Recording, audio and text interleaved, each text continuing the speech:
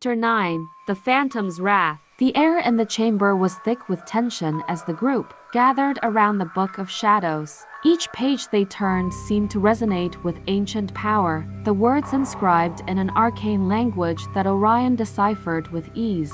Zephyr held the heart of the forest close, its glow steady and strong, a beacon of hope in the darkness that surrounded them. "This is it," Orion said, his voice low and reverent. "The final incantation to break the curse. But it's not going to be easy. The curse is tied to the spirits of the forest, and the book warns that they'll resist with everything they have." "Then we need to be ready for anything," Zephyr replied, his grip tightening on the heart.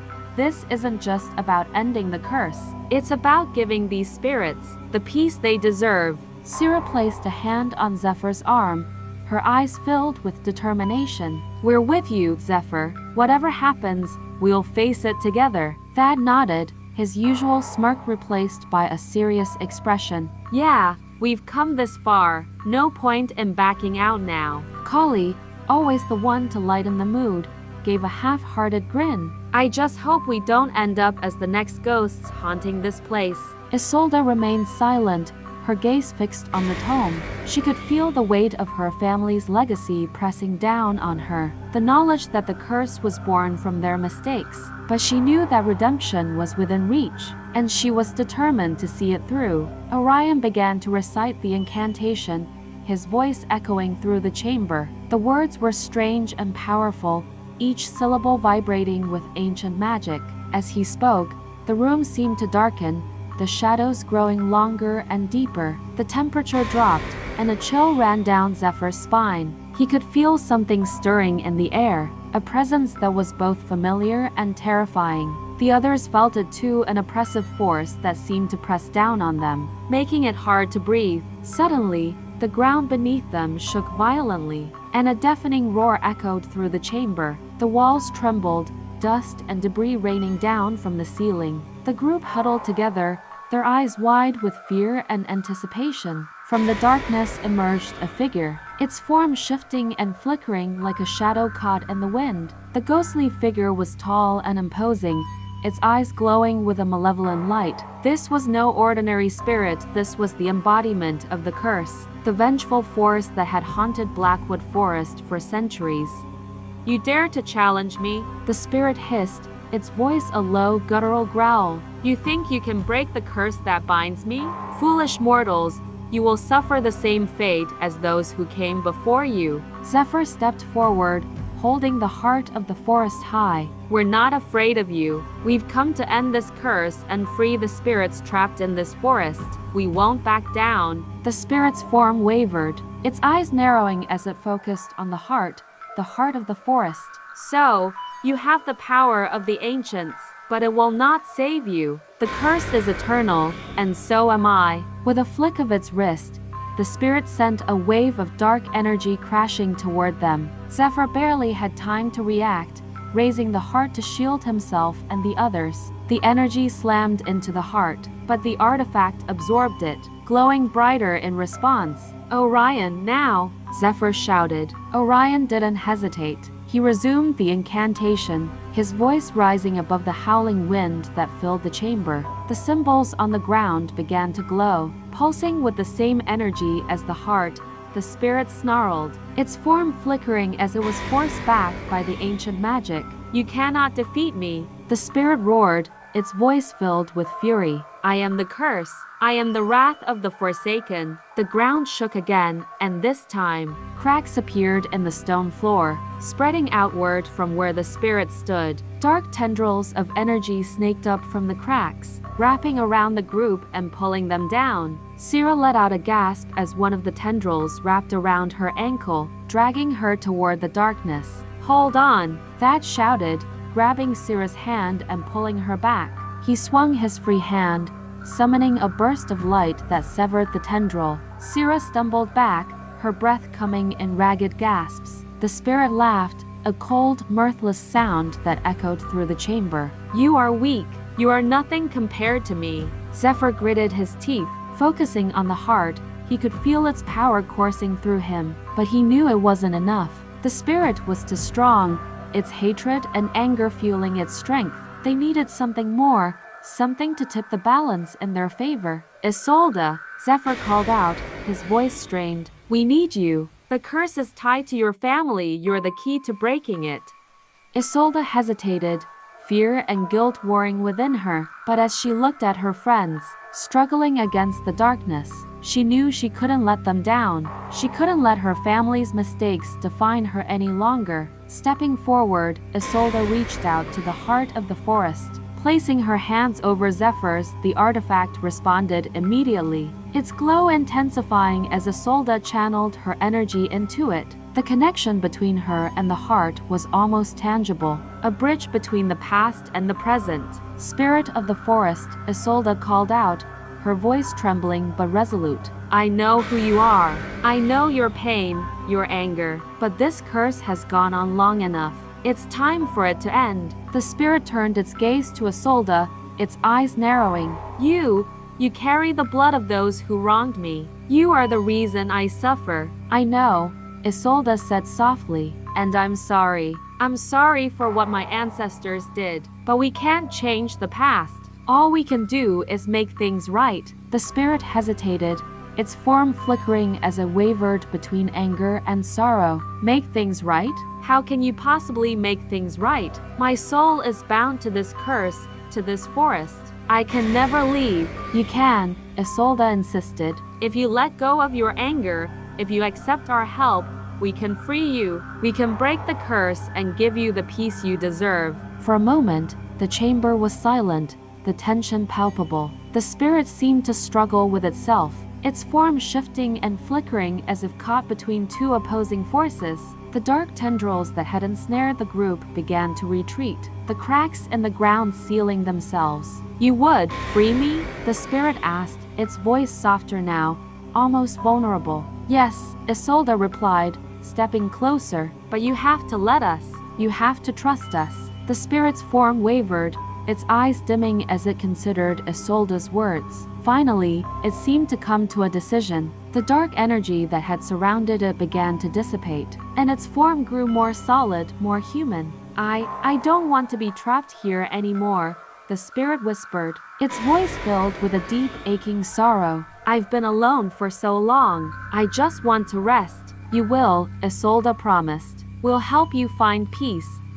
The spirit nodded, its expression one of relief and resignation. Then do what you must. Orion, who had been watching the exchange in silence, resumed the incantation, his voice steady and confident. The symbols on the ground flared to life once more, and the heart of the forest glowed brighter than ever, its light enveloping the spirit. The spirit closed its eyes, a look of peace settling over its features as the light surrounded it. Slowly, its form began to dissolve, the darkness that had clung to it fading away. The air in the chamber grew lighter, the oppressive atmosphere lifting as the spirit was finally released from its torment. As the last remnants of the spirit vanished, the chamber fell silent once more. The group stood in stunned silence, their hearts heavy with the weight of what they had just witnessed. It's over, Zephyr said softly, his voice filled with a mix of relief and sadness. The curse is broken. Isolde let out a shuddering breath, tears welling up in her eyes. I didn't think it would work. I didn't think I could do it. You did, Syrah said gently, wrapping an arm around Isolde's shoulders. You saved us all. Thad grinned, his usual smirk returning. Not bad for a group of misfits, huh? Kali let out a breathless laugh, her relief palpable. Yeah, we actually did it. Orion closed the Book of Shadows, his expression thoughtful. The curse may be broken, but there is still work to be done. We need to make sure the spirits are at peace and that the forest returns to its natural state. Zephyr nodded, his resolve firm. We'll do whatever it takes to restore balance to this forest.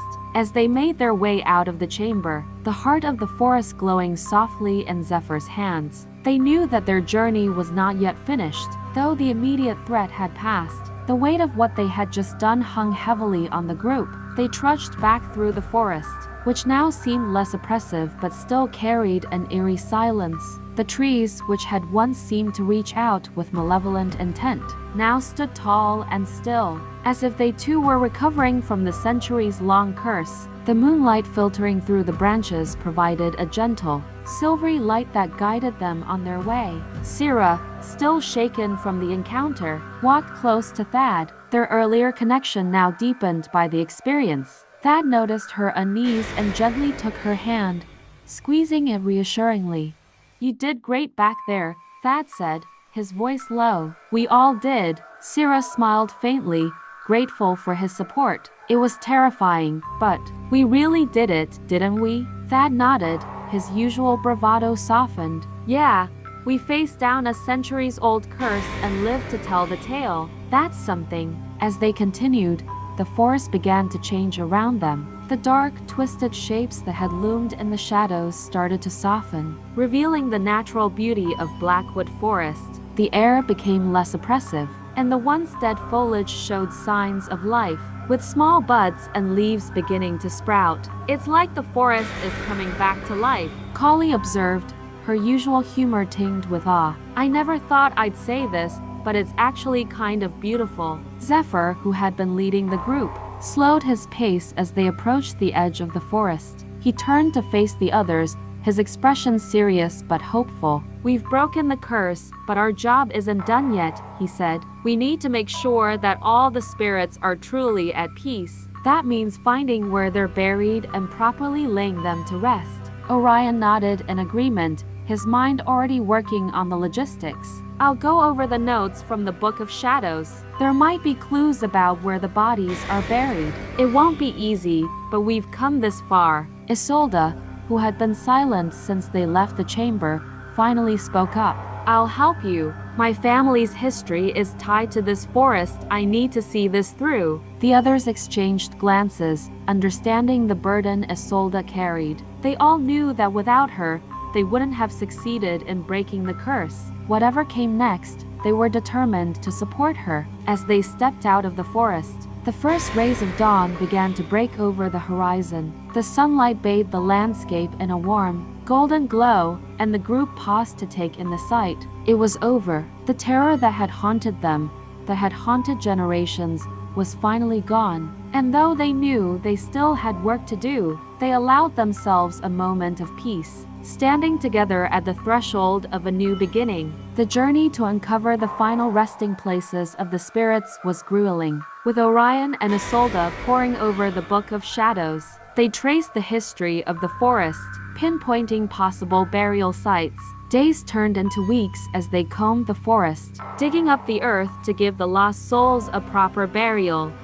Each time they found a body, they performed a small ritual, using the heart of the forest to ensure the spirits were truly at rest. With each burial, the forest seemed to brighten, its former malevolence replaced by an almost serene calm. Despite the progress they made, the strain of the journey was evident. Sierra and Thad grew closer, their bond forged through shared hardship. Kali, while still quick with a joke, had become more subdued, the weight of their task pressing heavily on her normally light-hearted demeanor. Even Orion, always focused and determined, seemed to carry a heavier burden. It was Isolde who bore the heaviest weight of all. As they continued their work, she couldn't shake the guilt she felt for her family's role in the curse. Every time they unearthed another body, she was reminded of the sins of the past, and the knowledge that it was her bloodline that had caused so much suffering. One day, as they were preparing to bury another body, Isolde stood by the grave, her expression unreadable. Zephyr, noticing her silence, approached her. "You're doing the right thing," Zephyr said gently. "We're all here because of you. Without you, none of this would have been possible." Isolde shook her head, her voice barely above a whisper. "It doesn't change what my family did. It doesn't change the fact that all these people suffered because of us." "No, it doesn't," Zephyr agreed. "But what you're doing now, it matters. You're giving these people the peace they were denied. That's something." Isolde looked up at Zephyr, her eyes filled with tears. "I just want to make things right." Zephyr placed a comforting hand on her shoulder. "You are. We all are. The final burial was the hardest. The body they uncovered was that of the spirit they had encountered in the chamber, the one who had been the embodiment of the curse. As they prepared to lay the spirit to rest, the atmosphere grew heavy, the weight of centuries of suffering and anger pressing down on them. Orion performed the ritual, his voice steady as he recited the incantation. The heart of the forest glowed with a soft, soothing light, its energy washing over the group as they completed the burial. As the last words of the ritual echoed through the forest, a breeze stirred the leaves, carrying with it a sense of finality. The forest, once a place of darkness and fear, now felt peaceful, as if it were finally at rest. The group stood in silence, each of them reflecting on the journey that had brought them to this point. They had faced their deepest fears, confronted the sins of the past, and emerged stronger for it. "We did it," Thad said, breaking the silence. "It's really over." Zephyr nodded, his heart filled with a mix of relief and sorrow. "Yeah, it's over." Collie, ever the optimist, managed a small smile. "So, what now? Do we get to go back to being normal, boring people?" Orion chuckled, the tension finally breaking. "I don't know about normal, but I think we've earned a break." Cyril looked around at the forest, now bathed in the golden light of the setting sun. "It's beautiful, isn't it? It's hard to believe this is the same place." Isolde remained silent, her gaze fixed on the grave before her, but as she looked up at the forest, now transformed by their efforts, she felt a sense of peace she hadn't known in years. "I think it's time to go home," Isolde said softly. The others nodded in agreement, and together, they made their way out of the forest, leaving behind the darkness and fear that had once haunted them. As they walked, the forest seemed to come alive around them, the trees swaying gently in the breeze, the leaves rustling in a soothing symphony. The spirits were finally at peace, and so were they. For the first time in what felt like forever, the future seemed bright, and as they left Blackwood Forest behind, they knew that they had not only broken the curse but had also forged bonds that would last a lifetime.